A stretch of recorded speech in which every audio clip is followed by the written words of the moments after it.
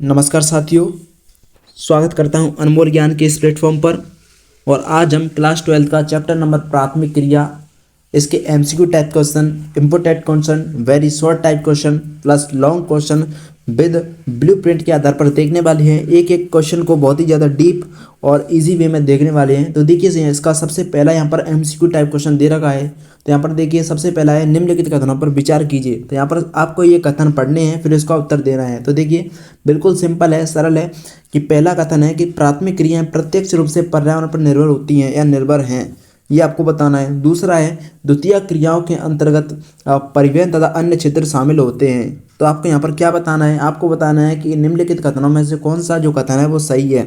तो सही कथन बताना है आपको, क्या जो प्राथमिक क्रिया पर्यावरण पर निर्भर रहती हैं ये आपको बताना है। दूसरा, द्वितीय क्रियाओं के अंतर्गत परिवहन तथा अन्य क्षेत्र शामिल किए जाते हैं, इनमें से कौन सा कथन सही है आपको ये बताना है। तो ठीक है, देखिए अपन जानते हैं पहले कथन को, यानी प्राथमिक क्रियाएं प्रत्यक्ष रूप से पर्यावरण पर निर्भर रहती हैं। तो प्राथमिक क्रियाओं के अंतर्गत पहले नंबर तो आता क्या है, प्राथमिक क्रियाओं के अंतर्गत आता है कृषि। क्या आता है? कृषि, मछली पालन, कृषि, मछली पालन, ठीक है, वनों से लकड़ी काटना, ये किस में आते हैं? प्राथमिक क्रियाओं में आते हैं। तो क्या वे पर्यावरण पर निर्भर रहती हैं क्या? बिल्कुल सही है, पर्यावरण पर निर्भर रहते हैं ये प्राथमिक क्रिया। दूसरा है, द्वितीय क्रियाओं के अंतर्गत परिवहन तथा अन्य क्षेत्र शामिल होते हैं। तो ये तो बिल्कुल गलत हो जाएगा। क्यों गलत हो जाएगा? क्योंकि द्वितीय क्रियाओं के अंतर्गत क्या आता है? द्वितीय क्रियाओं के अंतर्गत आता है विनिर्माण उद्योग। क्या आते हैं? द्वितीय क्रियाओं के अंतर्गत आते हैं विनिर्माण उद्योग। तो आपका दूसरा कथन बिल्कुल गलत हो जाएगा। ठीक है, तो यहाँ पर बताना है कि कौन सा कथन सही है। तो कथन आपका कौन सा सही है? सिर्फ और सिर्फ पहला कथन सही है, सिर्फ और सिर्फ पहला कथन सही है। तो यहाँ पर देखिए ऑप्शन दे रखे हैं, यहाँ पर ऑप्शन दे रखे हैं कि यहाँ पर कौन सा कथन सही है। तो देखिए पहला यहाँ पर ऑप्शन ए है, क्या केवल एक कथन सही है, या फिर केवल दो वाला जो कथन है वो सही है। तो यहाँ पर आपको पता है कि पहला कथन जो है वो सही है ना, जो प्राथमिक क्रियाएं प्रत्यक्ष रूप से पर्यावरण पर निर्भर रहती हैं। तो आपका यहाँ पर कौन सा सही आंसर हो जाएगा?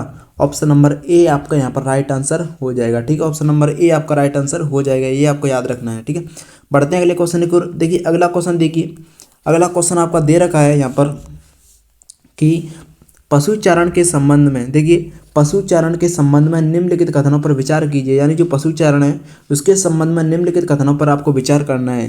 ठीक है, देखिए सबसे पहला कथन है, चलवासी पशुचारण के अंतर्गत पशुचारक जो होते हैं वो ऋतु प्रवास करते हैं। यानी जो चलवासु पशुचारण होते हैं, चलवासी पशुचारण है ना, अपने पशुओं को एक जगह से दूसरी जगह जो ले जाते हैं, चल कर है ना, चल कर ले जाते हैं, वो चलवासी पशुचारण होते हैं, वो ऋतु प्रवास करते हैं, ये आपको बताना है। ठीक है, दूसरा है, वाणिज्य पशुधन पालन के अंतर्गत केवल एक ही प्रकार के पशुधन पाले जाते हैं। यानी जो वाणिज्य पशुधन पालन होता है, क्या उनमें केवल एक ही प्रकार के पशु पाले जाते हैं।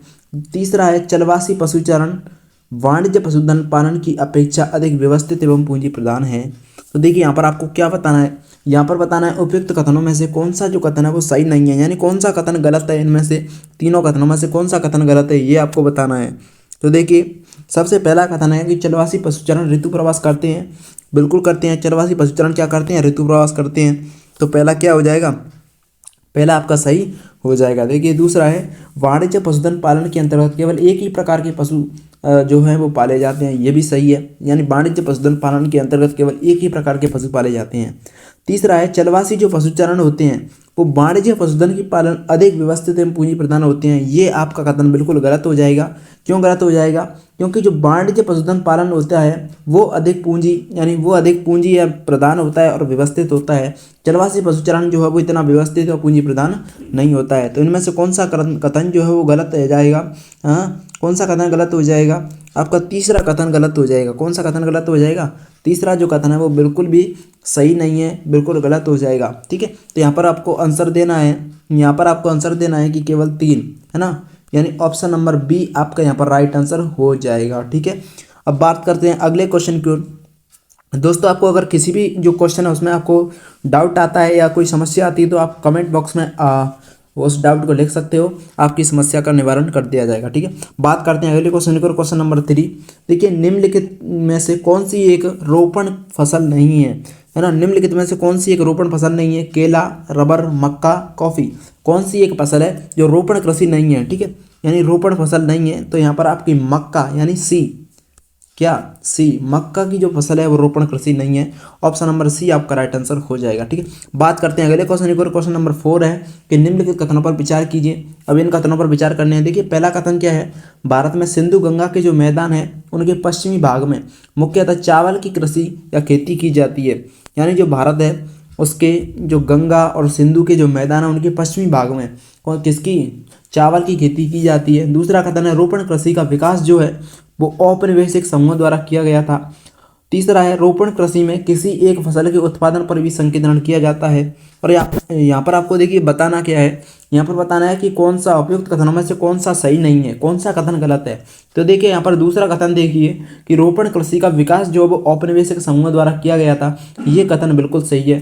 तीसरा देखिए रोपण कृषि में एक फसल के उत्पादन पर ही संकेंद्रण किया जाता है, ये कथन भी सही है। पहला कथन देखिए कि भारत में सिंधु गंगा के जो मैदान है उनके पश्चिमी भाग में चावल की जो खेती है वो की जाती है, ये कथन बिल्कुल गलत हो जाएगा। ठीक है, क्योंकि भारत के जो सिंधु गंगा के मैदान उनके पश्चिमी भाग जो है जैसे राजस्थान हो गया और उसके पास जो है आपका जो है पाकिस्तान हो गया, तो उसके पश्चिमी भाग है ना, उसके पश्चिमी भाग में तो पानी की कमी है, इसलिए वहाँ पर चावल की कृषि नहीं की जा सकती। तो आपका पहला जो कथन है वो बिल्कुल सही नहीं है। ठीक है, यानी यहाँ पर केवल एक, यानी ऑप्शन नंबर ए आपका राइट आंसर हो जाएगा। ठीक है, बात करते हैं अगले क्वेश्चन की ओर। अगला क्वेश्चन देखिए, अगला क्वेश्चन दे रखा है क्वेश्चन नंबर 5, जो डेयरी कृषि है उसके संदर्भ में आपको निम्नलिखित कथनों पर विचार करना है। यानी जो डेयरी कृषि है, ठीक है, इसके बारे में बताना है आपको। पहला कथन देखिए कि डेयरी कृषि का कार्य जो है नगरीय और औद्योगिक जो केंद्र होते हैं उनके समीप किया जाता है। दूसरा है इसमें अधिक पूंजी की आवश्यकता नहीं होती है, जो डेयरी कृषि है उसमें अधिक पूंजी की आवश्यकता नहीं होती है। तीसरा है वाणिज्य डेयरी, वाणिज्य जो डेयरी है कृषि का सबसे बड़ा प्रदेश उत्तरी जो पश्चिमी यूरोप है वो है, इसके बारे में बताना है। तो उपयुक्त कथनों में से कौन सा कथन सही है, यानी जो तीनों कथन दे रखे हैं इन तीनों कथनों में से कौन सा कथन जो है वो सही है, कौन सा कथन सही है, ये आपको बताना है। तो देखिए दूसरा कथन यहाँ पर दे रखा है कि इसमें अधिक पूंजी की आवश्यकता नहीं होती है, तो देखिए इसमें अधिक पूंजी की आवश्यकता होती है, ये कथन आपका बिल्कुल गलत हो जाएगा। यानी डेयरी कृषि में अधिक पूंजी की आवश्यकता होती है। और देखिए पहला कथन देखिए, इस जो डेयरी कृषि है ना, डेयरी कृषि में क्या होता है, ताज़ा दूध, ठीक है, ताज़ा दूध और दूध से बनने वाले जो उत्पाद हैं वो होते हैं। तो देखिए नगरीय केंद्रों में, जो नगरीय केंद्र होते हैं, औद्योगिक केंद्र होते हैं, उनमें ताज़ा दूध है और उनसे बने उत्पादों की बहुत ज़्यादा क्या होती है, मांग होती है। तो इसलिए डेयरी कृषि का जो कार्य है वो नगरीय और औद्योगिक केंद्रों के समीप किया जाता है, ये बिल्कुल सही हो जाएगा। दूसरा कथन आपका गलत ही है। तीसरा कथन यहाँ पर तीसरा कथन जो दे रखा है कि वाणिज्य डेयरी कृषि का सबसे बड़ा जो प्रदेश है वो उत्तर पश्चिमी यूरोप है, ये भी बिल्कुल सही है। दूसरा गलत है और पहला सही है। यहाँ पर सही बताना है कि कौन सा कथन सही है। तो आपका कौन सा कथन सही है, पहला भी सही है और आपका तीसरा भी सही है, हैं? पहला सही है, तीसरा सही है। तो यहाँ पर ऑप्शन नंबर सी है ना, ऑप्शन नंबर सी, यानी केवल 1 और 3 यहाँ पर सही आंसर हो जाएगा, सी, यानी ऑप्शन नंबर सी आपका राइट आंसर हो जाएगा। बात करते हैं अगले क्वेश्चन, क्वेश्चन नंबर 6। तो देखिए इसमें पूछा गया है कि जो खट्टे फलों की कृषि है निम्नलिखित में से किस प्रकार की कृषि के अंतर्गत की जाती है। यानी जो खट्टे फलों की कृषि होती है वो किस प्रकार की कृषि के अंतर्गत की जाती है। क्या रोपण कृषि के अंतर्गत की जाती है, मिश्रित कृषि के अंतर्गत की जाती है, या भूमध्य सागरीय कृषि के, या सहकारी कृषि के, यानी किस कृषि के अंतर्गत की जाती है खट्टे फलों की कृषि। तो खट्टे फलों की कृषि आपको पता होगा भूमध्य सागरीय कृषि के अंतर्गत की जाती है, यानी ऑप्शन नंबर सी आपका यहाँ पर राइट आंसर हो जाएगा। बिल्कुल सिंपल क्वेश्चन था और बहुत ज़्यादा इंपॉर्टेंट क्वेश्चन था। इस क्वेश्चन पर स्टार लगा लेना, एग्जाम में आने की इसकी संभावना बढ़ जाती है। ठीक है, बात करते हैं अगले क्वेश्चन की ओर, क्वेश्चन नंबर 7। निम्न यानी कृषि की प्रमुख प्रणालियों के संदर्भ में निम्नलिखित कथनों पर विचार कीजिए। तो देखिए सबसे पहला कथन दे रखा है निर्वाह कृषि में कृषि क्षेत्र में रहने वाले लोग पूर्णतः कृषि से होने वाली आय पर निर्भर नहीं रहते हैं। दूसरा है आदिकालिक निर्वाह कृषि शीतोष्ण कटिबंधीय क्षेत्रों में की जाती है। तीसरा है आदिकालिक निर्वाह कृषि जो है उसे मलेशिया और इंडोनेशिया में मिल्पा कहते हैं। तो देखिए यहाँ पर कौन सा कथन सही नहीं है, यानी कौन सा कथन गलत है, ये आपको बताना है। तो देखिए पहला जो कथन है, यानी निर्वाह कृषि में कृषि क्षेत्र में रहने वाले जो लोग होते हैं, है ना, वो कृषि से होने वाली आय पर निर्भर नहीं रहते हैं, तो ये कथन आपका बिल्कुल गलत हो जाएगा। यानी निर्वाह कृषि में जो लोग होते हैं वो कृषि से होने वाली आय पर निर्भर रहते हैं। ठीक है, यहाँ पर लिखा गया नहीं रहते हैं, निर्भर नहीं रहते हैं, आय पर निर्भर नहीं रहते हैं, बल्कि वो आय पर निर्भर रहते हैं। यहाँ पर ये कथन पहला गलत हो जाएगा। दूसरा कथन देखिए कि आर्द्रकालिक जो निर्वाह कृषि होती है वो शीतोष्ण कटिबंधीय क्षेत्रों में की जाती है, तो ये तो बिल्कुल गलत ही हो जाएगा, क्योंकि जो आर्द्रकालिक निर्वाह कृषि होती है वो सिर्फ और सिर्फ यानी उष्ण कटिबंधीय क्षेत्रों में की जाती है, दूसरा भी गलत हो जाएगा।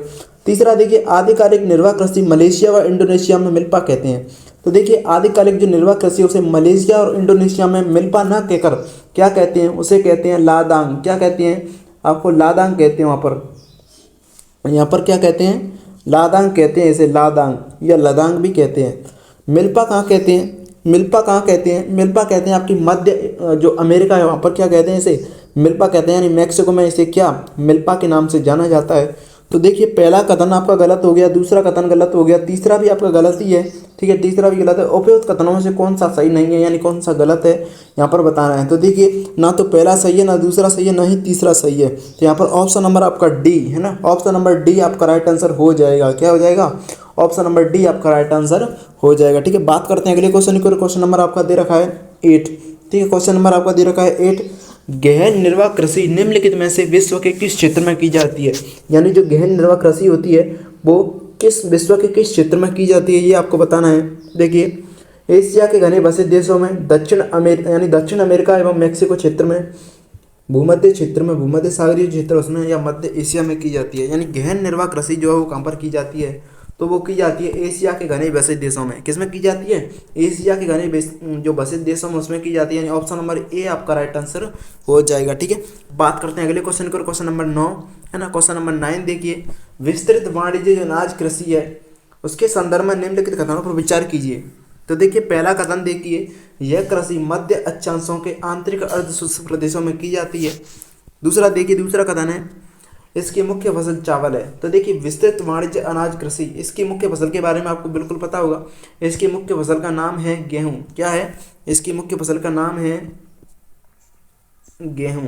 क्या नाम है, गेहूं। और जो है इस कृषि को यूरेशिया में किसके नाम से जाना जाता है, स्टेपीज। यूरेशिया में स्टेपीज, अमेरिका में प्रेरीज, अमेरिका में प्रेरीज। ठीक है, अमेरिका में प्रेरीज, ये ध्यान रखना है। और अर्जेंटीना में किसके नाम से जाना जाता है, पंपाज के नाम से जाना जाता है, ये आपको याद रखना है। ठीक है, जो 1 2 3 जो नाम है इसके 4 5 नाम है वो आपको याद रखने हैं। तो देखिए दूसरा कथन आपका बिल्कुल गलत हो जाएगा, यानी इसकी मुख्य फसल चावल नहीं है, इसकी मुख्य फसल क्या है, गेहूँ है। और यह कृषि मध्य अक्षांशों के आंतरिक अर्ध शुष्क प्रदेशों में की जाती है, ये आपका बिल्कुल सही कथन है। तो यहाँ पर कौन सा कथन सही हो जाएगा, सिर्फ और सिर्फ पहला कथन सही हो जाएगा, यानी ऑप्शन नंबर ए आपका राइट आंसर हो जाएगा। तो इसका ऑप्शन नंबर ए यहाँ पर राइट आंसर हो जाएगा। ठीक है, बात करते हैं अगले क्वेश्चन की। और क्वेश्चन नंबर आपका दे रखा है क्वेश्चन नंबर 10। तो इसका पहला कथन देखिए, निम्नलिखित कथनों पर आपको विचार करना है। तो इसका पहला कथन देखिए, यानी जो मिश्रित कृषि होती है ना, कौन सी कृषि होती है, मिश्रित कृषि होती है, उसे विश्व के अल्प विकसित भागों में की जाती है। यानी जो मिश्रित कृषि होती है वो विश्व के अल्प विकसित भागों में की जाती है, ये आपको बताना है। ठीक है, दूसरा है विस्तृत वाणिज्य अनाज कृषि है, उसके मुख्य क्षेत्र जैसे जो यूरेशिया है उसमें स्टेपीज कहते हैं, उत्तरी अमेरिका में प्रेरीज कहते हैं, और अर्जेंटीना में पंपाज कहते हैं, ये आपको बताना है। तीसरा है चारे की फसलें मिश्रित कृषि की मुख्य घटक हैं, तो ये आपको बताना है। तो यहाँ पर देखिए उपयुक्त कथनों में से कौन सा कथन सही नहीं है, ये आपको यहाँ पर बताना है। कौन सा ऐसा कथन है जो सही नहीं है, तो देखिए सबसे पहला कथन जो है उसको एनालिसिस करते हैं, यानी मिश्रित कृषि विश्व के अल्प विकसित भागों में की जाती है, तो ये यहाँ पर बिल्कुल गलत हो जाएगा। यानी जो मिश्रित कृषि होती है वो विश्व के विकसित भागों में की जाती है, विकसित भागों में की जाती है, जैसे कि आपका पश्चिमी यूरोप हो गया, क्या हो गया, पश्चिमी यूरोप हो गया, और आपका उत्तर पूर्वी जो अमेरिका है उसके भाग हो गए, है ना, दक्षिण पूर्वी एशिया के भाग हो गए। तो अल्प विकसित भागों में नहीं की जाती है, तो आपका पहला कथन बिल्कुल गलत हो जाएगा। विस्तृत वाणिज्य अनाज कृषि के मुख्य क्षेत्र मैंने अभी आपको बताए थे, जैसे यूरेशिया में उसे क्या कहते हैं, स्टेपीज कहते हैं, उत्तरी अमेरिका में प्रेरीज कहते हैं, और अर्जेंटीना में क्या कहते हैं, पंपाज कहते हैं। ये आपको यहाँ पर राइट आंसर यानी एक तरह से राइट कथन हो जाएगा। अगला है चारे की जो फसलें हैं, यानी मिश्रित कृषि में चारा भी होता है, यानी चारे की फसलें भी की जाती हैं, तो यहाँ पर ये भी यहाँ पर राइट आंसर हो जाएगा। ठीक है, यानी एक तरह से राइट कथन हो जाएगा। तो इनमें से उपयुक्त कथन में से कौन सा कथन सही नहीं है, तो यहाँ पर केवल पहला कथन सही नहीं है। कौन सा, केवल और केवल पहला कथन यानी ऑप्शन नंबर सी यहाँ पर राइट आंसर हो जाएगा। क्या हो जाएगा? ऑप्शन नंबर सी आपका राइट आंसर हो जाएगा। ठीक है, बात करते हैं अगले क्वेश्चन को। क्वेश्चन नंबर 11, ट्रक कृषि का संबंध निम्नलिखित में से किस एक कृषि से है? यानी ट्रक कृषि का संबंध निम्नलिखित में से किस एक से है?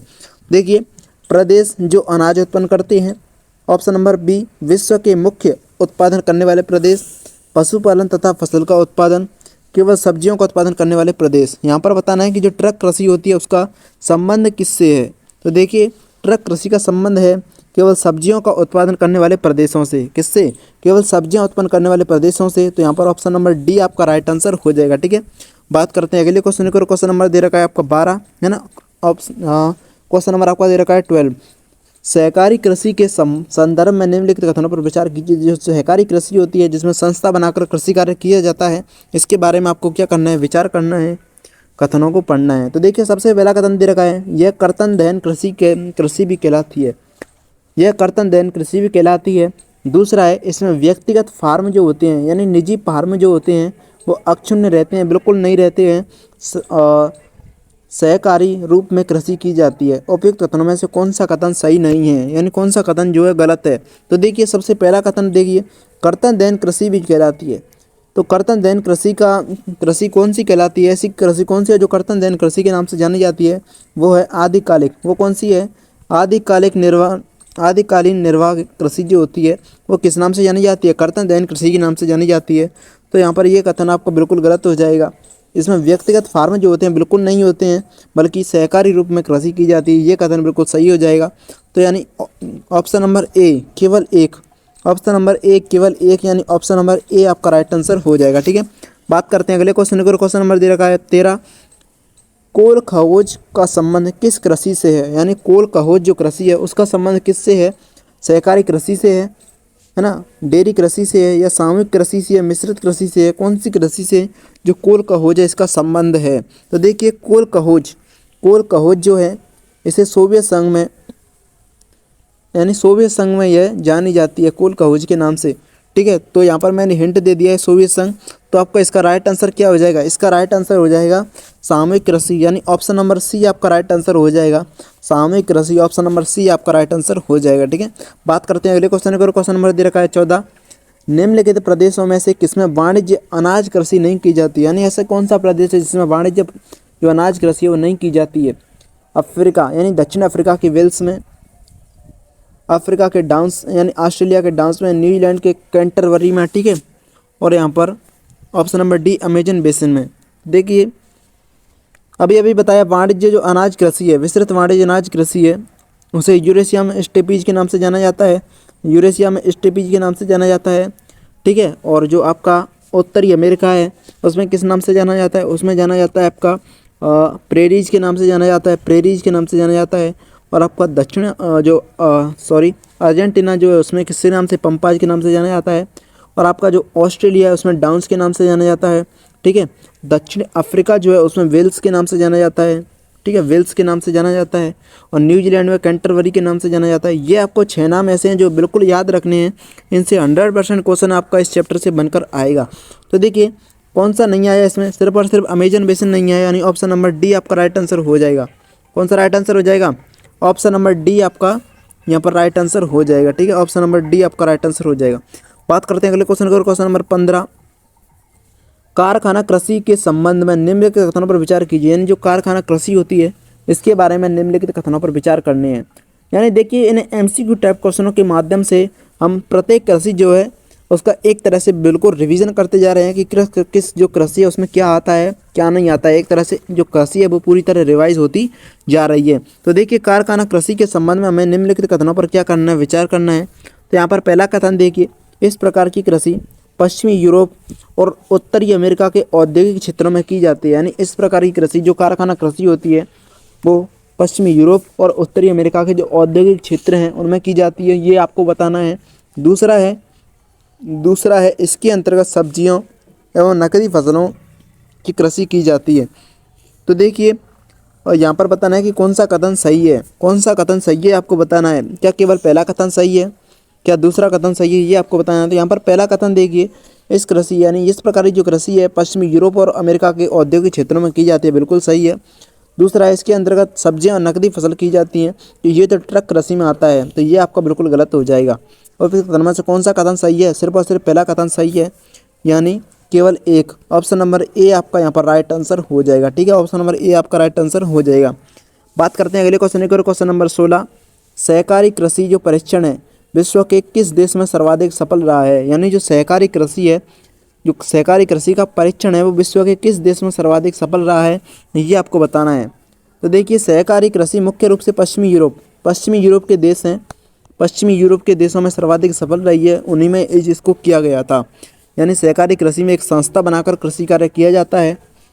तो ये इस कृषि का जो परीक्षण है वो किस देश में सबसे ज़्यादा सफल रहा है? उसका नाम है डेनमार्क। क्या नाम है? डेनमार्क। यानी ऑप्शन नंबर डी आपका यहाँ पर राइट आंसर हो जाएगा। क्या हो जाएगा? ऑप्शन नंबर डी आपका राइट आंसर हो जाएगा। ठीक है, बात करते हैं अगले क्वेश्चन को। क्वेश्चन नंबर 17, निम्नलिखित कथनों पर विचार कीजिए। यानी निम्नलिखित कथनों पर आपको विचार करना है। पहला कथन देखिए, सामूहिक कृषि जो है उसे सोवियत संघ की समाजवादी सरकार द्वारा प्रारंभ किया गया था। यानी जो सामूहिक कृषि है, जिसे कोलकाउज के नाम से जाना जाता है सोवियत संघ में, उसे समाजवादी यानी कम्युनिस्ट सरकार जो है ना, कम्युनिस्ट सरकार जो है उसके द्वारा प्रारंभ की गई थी। दूसरा है, जो भूमिगत खनन होता है, भूमिगत यानी भूमि के नीचे से जो खनन करते हैं यानी खनिजों को निकालते हैं, उसे विवृत खनन कहते हैं। तीसरा है, भूमिगत जो अयस्क होते हैं, है ना, भूमिगत जो अयस्क होते हैं उनको बाहर निकालने के लिए कूपी की खनन विधि का प्रयोग किया जाता है। उपयुक्त कथनों में से कौन सा कथन सही है, ये आपको बताना है। कौन सा कथन सही है, ये आपको बताना है। यानी सामूहिक कृषि जो है उसे सोवियत संघ की समाजवादी सरकार द्वारा प्रारंभ किया गया था, ये बिल्कुल सही है। भूमिगत खनन जो है ना, भूमिगत खनन को विवृत खनन के भी कहा जाता है, ये आपका बिल्कुल गलत हो जाएगा, है ना। भूमिगत खनन को क्या कहा जाता है? कूपी खनन कहा जाता है। क्या कहा जाता है? कूपी खनन कहा जाता है। तो यहाँ पर ये भी आपका सही हो जाएगा। तो बताना है कौन सा सही है। केवल 1 और 3 आपका सही है ना। यानी ऑप्शन नंबर सी आपका राइट आंसर हो जाएगा। यानी पहला और तीसरा आपका कथन सही है। बात करते हैं अगले क्वेश्चन की। अगला क्वेश्चन दे रखा है क्वेश्चन नंबर 18, निम्नलिखित में से कौन सी एकल कृषि नहीं है? यानी एकल कृषि नहीं है निम्नलिखित में से, ये आपको बताना है। डेयरी कृषि, रोपण कृषि, सामूहिक कृषि या मिश्रित कृषि। ऐसी कौन सी कृषि है जो एकल कृषि नहीं है? तो सिर्फ और सिर्फ ये है आपकी मिश्रित कृषि। कौन सी है? मिश्रित कृषि। यानी ऑप्शन नंबर डी आपका राइट आंसर हो जाएगा। ठीक है दोस्तों, यहाँ पर यानी यहाँ तक हमने बात की एमसीक्यू टाइप क्वेश्चनों की। किसकी बात की? एमसीक्यू टाइप क्वेश्चनों की। और अब बात करते हैं अति यानी वेरी शॉर्ट जो क्वेश्चन होते हैं उनकी, और वेरी लॉन्ग क्वेश्चन जो आंसर होते हैं उनकी बात करते हैं। ठीक है।